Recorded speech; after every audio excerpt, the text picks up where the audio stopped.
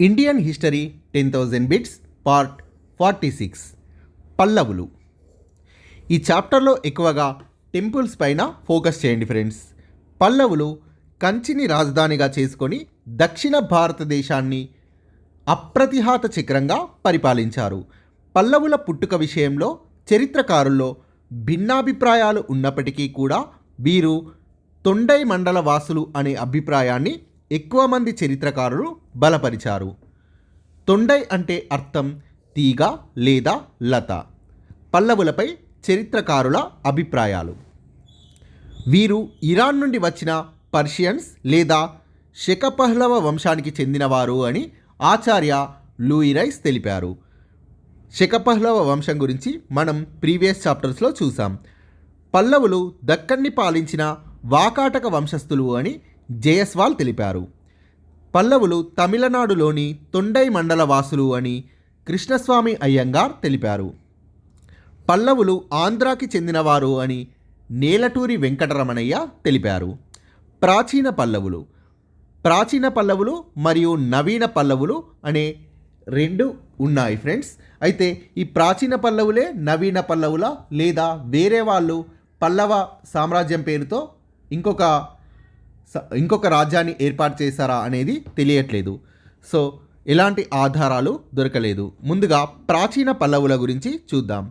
క్రీస్తు శకం 3వ శతాబ్దంలో ఆంధ్ర మరియు ఉత్తర తమిళనాడు ప్రాంతాలను కలిపి వీరు రాజ్యాన్ని పరిపాలించారు. ప్రాచీన పల్లవుల రాజధాని మరియు నవీన పల్లవుల రాజధాని కూడా కంచి లేదా కంచీపురం. సో వీరి రాజధాని కంచి. వంశస్థాపకుడు వీరకూర్చవర్మ, గొప్ప రాజు శివస్కంధవర్మ, చివరి రాజు విష్ణుగుప్తుడు. సో మనం గుప్త సామ్రాజ్యం చాప్టర్లో చూసాం. సముద్రగుప్తుడు కంచి రాజైన విష్ణుగుప్తుడిని ఓడించినట్లు గుప్త సామ్రాజ్యం చాప్టర్లో చూసాం. సముద్రగుప్తుడు తన దండయాత్రలో భాగంగా విష్ణుగుప్తుడిని ఓడించడం వల్ల ప్రాచీన పల్లవ రాజ్యం పతనం అయింది. నవీన పల్లవులు, వీరినే మహాపల్లవులు లేదా బృహత్ పల్లవులు అని కూడా పిలుస్తారు. పల్లవులు అన్న నవీన పల్లవులు అన్న ఒకటే. వంశస్థాపకుడు సింహ విష్ణువు, గొప్పవాడు నరసింహవర్మ 1, చివరివాడు అపరాజితవర్మ. రాజధాని కంచిపురం. రాజచిహ్నం వృషభం, ధ్వజచిహ్నం కట్వాంగ, ఇది శివుడి యొక్క ఆయుధం. రాజభాష సంస్కృతం. ప్రధాన మతం శైవ మతం. వీరి కాలంలో శైవ మరియు వైష్ణవ మతాలు ప్రాచుర్యం పొందాయి. వీరి కాలంలో జరిగిన 2 ప్రముఖ యుద్ధాలు పుల్లలూరు యుద్ధం మరియు మణిమంగళ యుద్ధం. పుల్లలూరు యుద్ధం పల్లవరాజైన మొదటి మహేంద్రవర్మకి మరియు బాదామి చాళుక్య రాజైన 2వ పులకేశికి మధ్య జరిగింది. మణిమంగళ యుద్ధం పల్లవరాజైన మొదటి నరసింహవర్మకి మరియు బాదామి చాళుక్య అయిన 2వ పులకేశికి మధ్య జరిగింది. సో తర్వాత వివరాలు చూద్దాం. పల్లవుల కాలంలో విద్యా కేంద్రాలని ఘటికలు అనేవారు. పల్లవుల కాలంలో నిర్మించబడ్డ అతి ముఖ్యమైన ఆలయం కైలాసనాథ ఆలయం. దీన్ని 2వ నరసింహవర్మ నిర్మించాడు. పల్లవుల కాలంలో గూఢచారులని సంజరంతకులు అని పిలిచేవారు. సింహ విష్ణువు పల్లవ లేదా నవీన పల్లవ రాజ్యస్థాపకుడు సింహ విష్ణు. సింహ విష్ణు బిరుదు అవని సింహ. మతం వైష్ణవ మతం. మొదటి మహేంద్రవర్మ. మనం ఇంపార్టెంట్ కింగ్స్వే చూస్తున్నాం. రాజ్యాన్ని స్థాపించిన వాడు, చివరివాడు ఇంపార్టెంట్. అలానే మధ్యలో ఉన్న రాజులు ఏదైనా విజయాలు సాధించినా లేదా వారి కాలంలో ఏదైనా విశేషాలు జరిగినా అవి కూడా చాలా ఇంపార్టెంట్. సో మహేంద్రవర్మ 1. ఇతడి శిల్పరీతిని మహేంద్ర శైలి అని అంటారు. వీటి గురించి మనం తర్వాత కింద టేబుల్స్లో చూద్దాం. కొండలను తొలచి ఆలయాల నిర్మాణంను దక్షిణ భారతదేశంలో ప్రారంభించినది మొదటి మహేంద్రవర్మ. మొదటగా గుహాలయాల్ని భారతదేశంలో ప్రారంభించినది అశోకుడు. దక్షిణ భారతదేశంలో ప్రారంభించినది మొదటి మహేంద్రవర్మ. మహేంద్రవర్మ స్వయంగా కవి.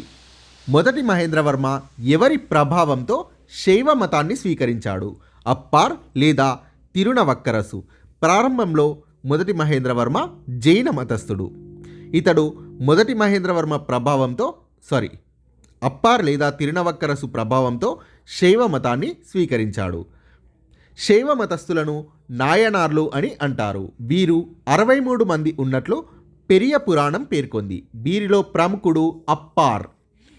మొదటి మహేంద్రవర్మ రచించిన సంస్కృత వ్యంగ్య లేదా హాస్య నాటకం మత్త విలాస ప్రహసనం. ఇది ఒక చిన్న ఏకపాత్ర సంస్కృత నాటకం.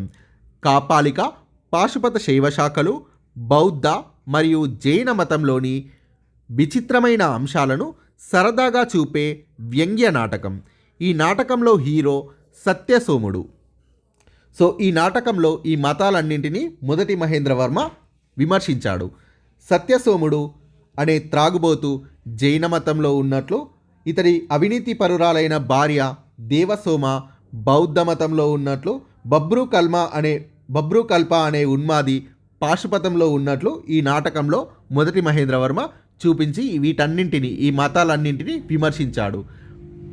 పాశుపత, కాపాలిక అనేవి అతివాద శైవ శాఖలు. వీటితో పాటుగా న్యాయస్థానంలో జరిగే అవినీతిని కూడా మొదటి మహేంద్రవర్మ విమర్శించాడు. మహేంద్రవర్మ రచించిన గ్రంథం భగవదజ్జుక. మొదటి మహేంద్రవర్మ బిరుదులు అయితే ఇవి ఒక్కో బుక్లో ఒక్కోటి ఉంది ఫ్రెండ్స్, పేరు దేంట్లో కూడా కరెక్ట్ లేదు. సో నేను అన్నీ మెన్షన్ చేశాను. తెలుగు అకాడమిక్ బుక్లో గుణరుడు అనే బిరుదు ఉన్నట్లు ఉంది. సో మొదటి మహేంద్ర బిరుదులు గుణభద్ర లేదా గుణాభరుడు లేదా గుణరుడు లేదా గుణాకార మరియు శత్రుమల్ల, విచిత్ర చిత్త మరియు చిత్తకార పులి. మొదటి మహేంద్రవర్మ గొప్ప చిత్రకారుడు. లలిత కళల్లో ఇతడికున్న బహుముఖ ప్రజ్ఞకు, గొప్పతనానికి గుర్తుగా విచిత్ర చిత్త అనే బిరుదుని పొందాడు. మొదటి మహేంద్రవర్మ ఏ యుద్ధంలో మరణించాడు? పుల్లలూరు యుద్ధం. రెండవ పులకేశి, బాదామి చాళుక్య రాజైన రెండవ పులకేశితో జరిగిన పుల్లలూరు యుద్ధంలో మొదటి మహేంద్రవర్మ మరణించాడు. ఈ విషయాన్ని తెలియజేస్తున్న శాసనం ఐహోలు శాసనం. మొదటి నరసింహవర్మ, ఇతడు ప్రారంభించిన శైలి మామల్ల శైలి. మొదటి నరసింహవర్మ ఆస్థానాన్ని సందర్శించిన చైనా యాత్రికుడు హుయాన్ సాంగ్. మొదటి నరసింహవర్మ నిర్మించిన కొత్త రాజధాని నగరం మహాబలిపురం లేదా మహామల్లపురం. ఇది ఒక రేవు పట్టణం, గుర్తుపెట్టుకోండి ఫ్రెండ్స్. దీంట్లో వ్యాపారం జరిగేది, జాతీయ అంతర్జాతీయ వ్యాపారం మహాబలిపురం నుండి జరిగేది పల్లవుల కాలంలో. మొదటి నరసింహవర్మ బిరుదులు వాతాపికొండ, మహాబలి లేదా మహామల్ల లేదా మామల్ల. ఇతడు వాతాపిని ధ్వంసం చేసి వాతాపికొండ అనే బిరుదుని పొందాడు. వాతాపి లేదా బాదామి అనేది బాదామి చాళుక్యుల యొక్క రాజధాని. మొదటి నరసింహవర్మ రెండవ పులకేశిని ఏ యుద్ధంలో అంతం చేశాడు? మణిమంగళ యుద్ధం. ఇది క్రీస్తు శకం 682లో జరిగింది. మొదటి నరసింహవర్మ నిర్మించిన గుహాలయాలు ఆదివరాహ గుహాలయం, పంచపాండవ గుహాలయం మరియు దుర్గా గుహాలయం. సో మొదటి పల్లవ రాజులు గుహాలయాలను ఎక్కువగా నిర్మించారు. రెండవ మహేంద్రవర్మని అంతం చేసిన బాదామి చాళుక్య రాజు మొదటి విక్రమాదిత్యుడు. రెండవ నరసింహవర్మ, ఇతడు రాజసింహ శైలిని ప్రారంభించాడు. రాజసింహ శిల్ప రీతిలో మొదటిసారిగా పల్లవుల కాలంలో కట్టడ దేవాలయాలు ప్రారంభమయ్యాయి. రెండవ నరసింహవర్మ నిర్మించిన వేద పాఠశాలలను ఏమని అంటారు? ఘటికలు అంటారు. దక్షిణ భారతదేశంలో హిందూ దేవాలయాలకు అనుబంధంగా పనిచేసే వేద పాఠశాలలను ఘటికలు అని అంటారు. గుర్తుపెట్టుకోండి ఫ్రెండ్స్, ఒక ఎగ్జామ్లో అడిగాడు ఘటికలు అంటే బౌద్ధ మత కేంద్రాల, జైన విద్యా కేంద్రాల, సో వేద విద్యా కేంద్రాల అని. సో ఘటికలు అంటే వేద పాఠశాలలు. దక్షిణ భారతదేశంలో హిందూ దేవాలయాలకు అనుబంధంగా పనిచేసే వేద పాఠశాలలను పల్లవుల కాలంలో ఘటికలు అన్నారు. వీటిని నిర్మించినది రెండవ నరసింహవర్మ. పల్లవుల కాలంలో గొప్ప ఘటికగా వర్ధిల్లినది పల్లవుల రాజధాని అయిన కాంచీపురం. రెండవ నరసింహవర్మ బిరుదులు రాజసింహ మరియు ఆగమప్రియ లేదా ఆగమ నిలయ. రెండవ నరసింహవర్మ ద్వైపాక్షిక వ్యాపార అభివృద్ధి కోసం దౌత్య బృందాన్ని ఏ దేశానికి పంపించాడు? చైనాకి. రెండవ నరసింహవర్మ నిర్మించిన ఆలయాలు కైలాసనాథ దేవాలయం కంచిలో, సముద్రతీర దేవాలయం మహాబలిపురంలో నిర్మించాడు. సముద్రతీర దేవాలయం అన్నా తీర దేవాలయం అన్నా ఒకటే. ఇతడి తర్వాత రాజైన రెండవ పరమేశ్వరవర్మ పశ్చిమ గాంగులతో జరిగిన మిలింద యుద్ధంలో మరణించాడు. దీంతో సింహ విష్ణువు వంశం అంతం అయింది. రెండవ పరమేశ్వరవర్మకు వారసులు లేకపోవడంతో పల్లవుల సామంతులు కాంచీపుర ఘటికా స్థానంలోని విద్వాంసులు సమావేశమై పల్లవ వంశీయుడైన రెండవ నందివర్మను రాజుగా ఎన్నుకున్నారు. పల్లవుల్లో ఎన్నికైన రాజు రెండవ నందివర్మ. ఇతడు ప్రారంభించిన శైలి నందివర్మ శైలి. అశ్వమేధ యాగాన్ని చేసిన పల్లవరాజు రెండవ నందివర్మ గాంగరాజు శ్రీపురుషను ఓడించి స్వాధీనం చేసుకున్న వజ్రం పేరు ఉగ్రోదయ. రెండవ నందివర్మ బిరుదు పల్లవమల్ల. రెండవ నందివర్మ నిర్మించిన విష్ణు దేవాలయం వైకుంఠ పెరుమాళ్ దేవాలయం. రెండవ నందివర్మ కాలంలో నిర్మించబడ్డ దేవాలయాలు: కంచిలో ముక్తేశ్వర ఆలయం, మాతంగేశ్వర ఆలయం, వైకుంఠ పెరుమాళ్ ఆలయం. ఇది విష్ణు దేవాలయం. ఈ ఆలయంలో పల్లవ రాజుల చరిత్రను తెలిపే శిల్పాలను చెక్కారు. వైకుంఠ పెరుమాళ్ ఆలయంలో. పరశురామేశ్వర ఆలయాన్ని గుడిమల్లం ఆంధ్రప్రదేశ్లో నిర్మించాడు. అపరాజితవర్మ. పల్లవుల్లో చివరివాడు అపరాజితవర్మ. అపరాజితవర్మని అంతం చేసినది ఆదిత్య చోళుడు అపరాజితవర్మను అంతం చేసి చోళ సామ్రాజ్యాన్ని స్థాపించాడు. పరిపాలనా వ్యవస్థ. పల్లవుల కాలంలో గూఢచారులను ఏమని పిలిచేవారు? ద్యుతిక, సంజరంతక. పల్లవుల సామంతులు తెలుగు చోళులు, గాంగులు మరియు రేనాటి చోళులు. పల్లవులు తమ సామ్రాజ్యాన్ని ఏ విధంగా విభజించారు? రాష్ట్రాలు, విషయాలు, భోగలు మరియు గ్రామాలుగా విభజించారు. పల్లవుల కాలంలో రాష్ట్ర అధిపతిని ఏమని పిలిచేవారు? వ్యాపృత అని పిలిచేవారు. పల్లవుల కాలంలో ప్రతి గ్రామంలో ఎన్ని సభలు ఉండేవి? 3 రకాల సభలు. సో పల్లవుల కాలంలో ఉన్న గ్రామ సభల్ని చూద్దాం. ఉర్ అనేది గ్రామంలోని భూస్వామ్యులు సభ్యులుగా ఉండే సభ. సభ అనేది బ్రాహ్మణులు అందరూ సభ్యులుగా ఉండే సభ. నగరం అనేది వర్తక వ్యాపారుల సభ. వీరు సభ్యులుగా ఉంటారు.